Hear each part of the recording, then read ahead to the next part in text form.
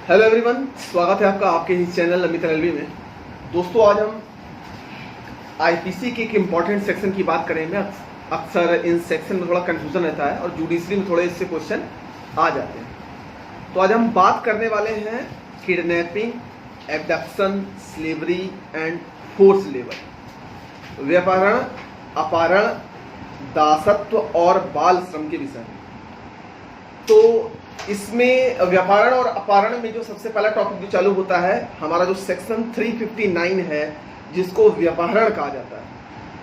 Abduction, तो abduction kidnapping जो है वो दो प्रकार से होती है, ठीक है। तो व्यापारण दो टाइप का होता है, एक भारत में से व्यापारण और एक विधिपूर्ण संरक्षकता में से व्यापारण। भारत में से व्यापारण का मतलब हो गया कि अगर किसी को बहला फुसलाकर भारत में से ले जाकर किसी दूसरे देश या दूसरे पड़ोसी मुल्क में अगर ले जाया जाता है क्षेत्र के बाहर, तो वो होता है भारत में से व्यापार। और एक विधिपूर्ण संरक्षण मतलब जैसे अगर कोई बच्चा या कोई व्यक्ति अपने अभिभावक के अंडर में है और अगर वो गायब होता है तो उसको दूसरे टाइप का व्यापारण कहते हैं, ठीक है। तो हमारा 359 में जो व्यापारण है वो दो टाइप का होता है, मैंने बता दिया आपको। एक होता है भारत में से व्यापारण और दूसरा होता है विधिपूर्ण संरक्षक से व्यापारण। अब इसमें आता है सेक्शन 360। अब सेक्शन 360 क्या कहता है? इन दोनों टाइप्स की डिफिनेशन है।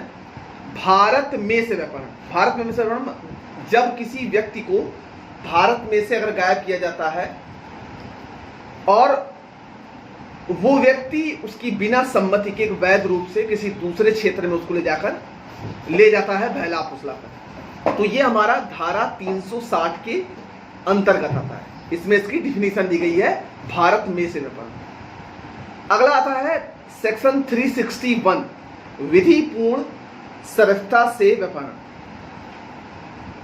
इसके अंतर्गत वह बच्चा जो 16 साल से कम उम्र का हो या 18 वर्ष से कम आयु का हो और उसको या विकृत हो, पागल हो या पागल ना भी हो, अगर उसको बहला फुसलाकर उसके संरक्षण के बिना सहमति के अगर उसको कहीं ले जाता है तो वो हमारा सेक्शन 361 के अंतर्गत आता है।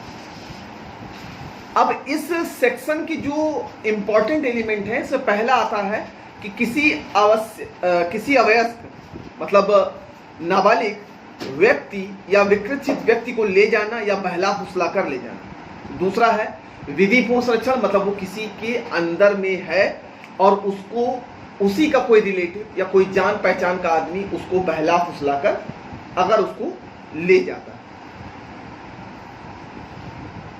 और एक इंपॉर्टेंट एलिमेंट है कि संरक्षक के सहमति के बिना किसी आज्ञा के अगर कोई ले जाता है, ठीक है। तो इस प्रकार से यह है विधिपूर्ण संरक्षकता से अगर कोई व्यापारण करता है तो उसमें सेक्शन 361 हमारा लागू होता है, ठीक।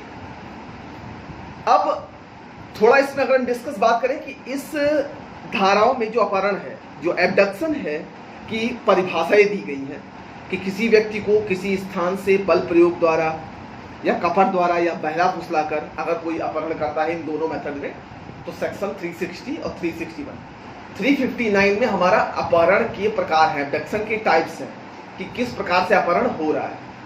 भारत में से अपहरण हो रहा है या विधि विरुद्ध संरक्षण के सहमति के बिना अपहरण हो रहा है, तो हमारे यहाँ 361 हो गया, ठीक है। तो अभी जो मैंने बताया अपहरण 362 में है, जिसको एब्डक्शन कहा जाता है। जब कोई किसी व्यक्ति को किसी एक स्थान से दूसरे स्थान तक बलपूर्वक ले जाता है, विवश करता है ले जाने में, तो उसको हम सेक्शन 362 के अंतर्गत उसको अपहरण बोला जाता है। अब आता है सेक्शन 363, अपहरण के लिए दंड।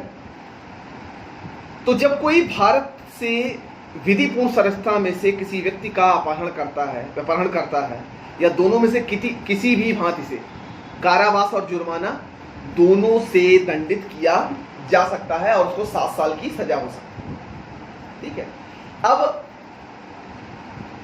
सेक्शन 363 और इसके बाद जो सेक्शन 364 है, देखिए इन दोनों में ये केवल एक बच्चे को लेकर या बड़े को लेकर नहीं है। अगर कोई लड़का किसी लड़की को बलपूर्वक उठा के ले जाता है, उसके साथ गलत दुष्कर्म करता है या शादी करता है, तो उस कंडीशन पे भी सेक्शन 363 और 364 लागू होती है। ऐसे मामले में आपके ऊपर तुरंत FIR होगी और आपको जमानत कोर्ट से ही लेनी होगी। ये बात ध्यान रखिएगा, ये नहीं कि केवल किसी बच्चे को ही अपहरण कर रहा है। अगर आप किसी लड़की के साथ भी अगर ऐसा करते हैं, उसको अगर उसके घर से अगवा करके जबरदस्ती शादी करते हैं, भले दोनों लोगों की सहमति है, और अगर उसने लड़की के पक्ष ने अगर ये कह दिया कि ये यहाँ से उठा के ले गए, तो आपका सेक्शन 363 और 364 के तहत क्राइम लग जाएगा। ठीक है, जिसके लिए आपको जमानत कोर्ट से ही मिलेगी, और जमानती नहीं है तो आपको फिर जो मैंने एक सेक्शन बताया था उसके अंतर्गत आप बॉन्ड भर के भी जमानत ले सकते हैं।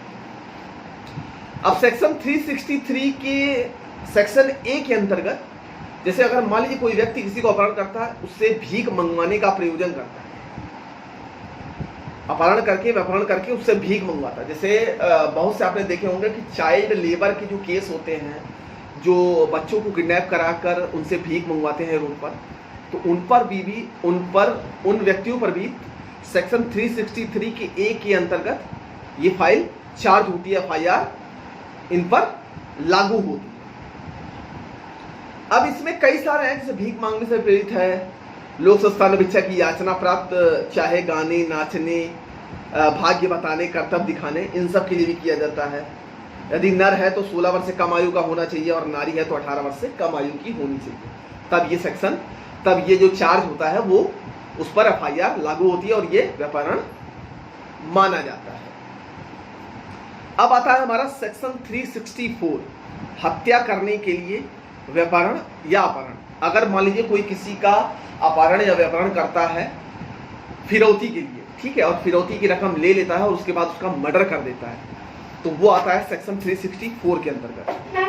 तो जो इसके लिए जो दंड का जो प्रावधान है वो सेक्शन 364 से 369 में, अपहरण और व्यापरण दोनों में से अगर वो किडनैप करने के बाद उस व्यक्ति की या उस बच्चे की मृत्यु कर देता है, अपहरण करता है या व्यापरण करता है, 16 साल से कम आयु का हो या 16 साल से अधिक आयु हो, नर हो या नारी, दोनों में से किसी का भी अगर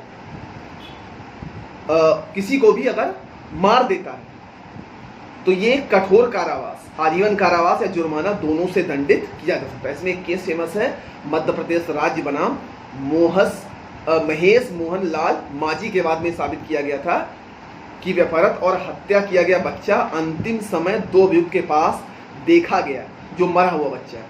यह तथ्य था अभियुक्त में न्यायोत्तरिक संस्वीकृति, एक्स जुडिशियल कन्फेशन को अभियुक्त की धारा 364 के अंतर्गत अपराध के लिए दोष सिद्ध पर्याप्त आधार माना गया, परंतु दूसरे अभियुक्त को केवल संस्वीकृति उसकी दोष सिद्ध के लिए प्राप्त नहीं माना गया।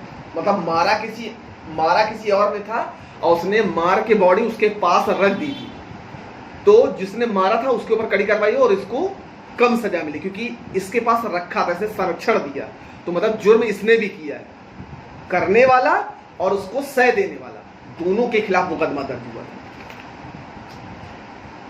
ठीक है, अब आता है 364 का सेक्शन ए, मुक्ति धन, फिरौती इत्यादि के प्रकरण। अब जो 364 था वो ये था कि भाई उसने अपहरण किया, फिरौती मांगी, फिरौती लेने के बाद उसने उसका मर्डर कर दिया, नर या नारी। अब इसमें क्या है, केवल फिरौती मांगता है, उसका मर्डर नहीं करता है। तो जब कोई व्यक्ति किसी भी व्यक्ति का, नर या नारी का अपहरण करता है और फिरौती के लिए पैसे मांगता है और ये कहता है कि मैं उसको मार दूंगा, मारता नहीं है, धमकी देता है कि मैं उसको मार दूंगा, ठीक है, तो फिरौती आदि के लिए जो व्यापरण इस धारा के लिए दंडनीय अपराध है। इसमें भी वही है, कठोर कारावास और जुर्माना दोनों से दंडित किया जा सकता है। वैसे कठोर कारावास मिलता है, गंभीर अपराध की श्रेणी में आता है। ये हमारा नॉन बेलेबल ऑफेंस है, बिना वारंट के गिरफ्तारी की जा सकती है अगर पुलिस को पता लग जाता है तो, ठीक है, और बिना वारंट के अंतर्गत है आपको गिरफ्तार कर लिया जाएगा शक के बिना पर, अगर आप पे जरा सा भी शक हुआ कि आपने ऐसा काम किया। अब आता है इसमें सेक्शन 365, किसी व्यक्ति की गुप्त रीति से सदोष परिरोध करने की आशा से व्यापारण या अपराध। कहा जाए कि इस धारा में उस व्यक्ति को गुप्त रीति से सदोष परिरोध की आशा से अपराध या अपराध किया जाता है तो यह दंडनीय अपराध माना जाएगा। कहने का मतलब है कि जब कोई किसी इंटेंशन से मतलब किसी मान लीजिए दो व्यक्तियों के बीच में दुश्मनी है और व्यक्ति उस इंटेंशन से कहता है कि इसको किडनैप करके इसको मारेंगे या उसका अपहरण करेगा और उसका गुप्त रीति से सदोष परिरोध किया जाए, बस दोनों में से किसी भांति से कारावास और जुर्माना दोनों से दंडित किया जा सकता है। यह हो गया हमारा सेक्शन 365।